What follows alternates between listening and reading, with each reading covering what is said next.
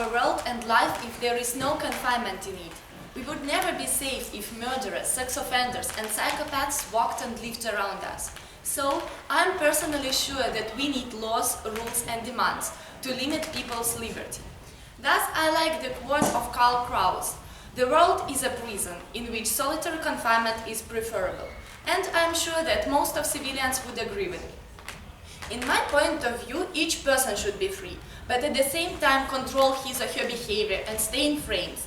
That means that if you urge or wish more freedom, you need to remember that you are not alone in this society and you live in the surrounding of people. So one have to surrender, observe principles and respect others. The terms freedom and confinement are quite familiar to everyone. But do we all understand them in the same way? Well, when we speak about freedom, we usually mean different situations. And the majority of them are positive or connected with affirmative emotions. But sometimes freedom can mean rudeness, indecency, abandonment and swagger. For example, if people could do whatever they want and the chaos would rule the society, murderers, offenses, limitations and different robberies would take place. And even law-observing people could not live in safety anymore and would violate the laws as well. So, now I would like to speak about teenagers' age and confinement and restrictions in teenagers' age. A teenager's age is a period of life which definitely influences our attitude to these notions. It is a period of time when every person wants more freedom, more rights, more independence. An adolescent grows rapidly and thinks himself self-sufficient, confident, demanding. That's why conflicts with parents are very common in this period. Children can't understand why they are confined and why their liberty is constricted.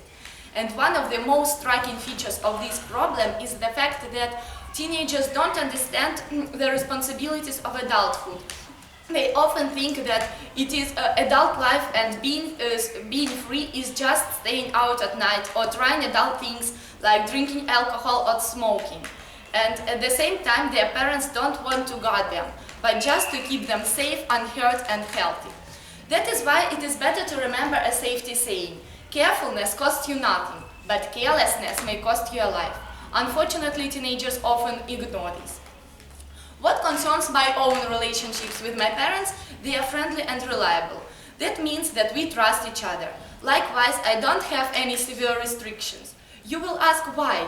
Well, understanding limits and confines gives me a possibility to act according to my preferences. For example, my parents allow me to spend my free time as I want, like walking with my friends or going to different entertainment places, but they just want to know where I am. So, what freedom means personally for me? I think I'm free enough, and I don't urge for more nowadays. I'm glad with what I have. And I think wise people should be pleased with what they have and what they got. So I strongly believe that being happy is just to be satisfied with your surrounding and with your conditions. And what about my confinements?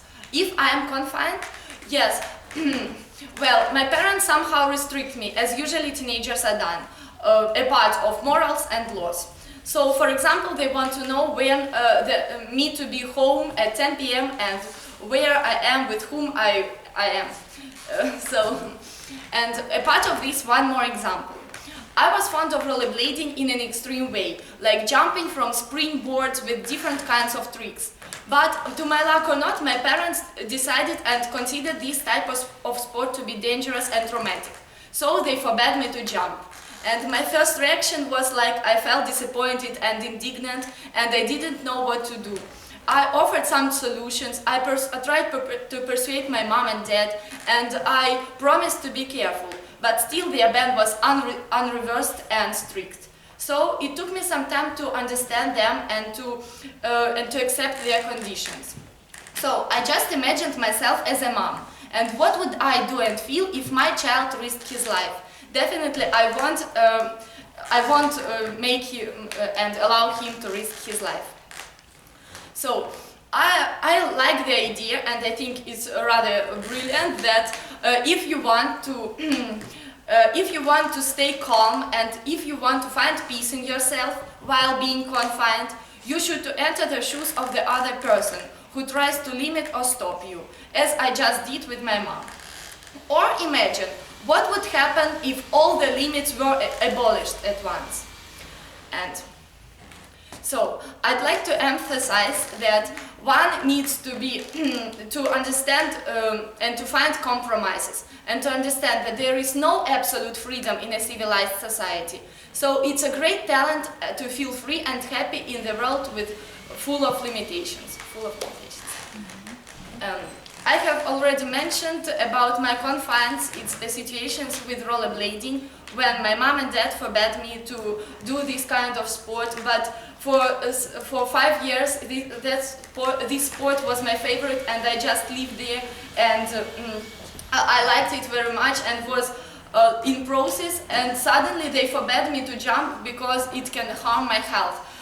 Surely I was disappointed and I was a bit frustrated, and but I tried to understand them and I tried to look at these situations from their point of view and imagined from parents to child.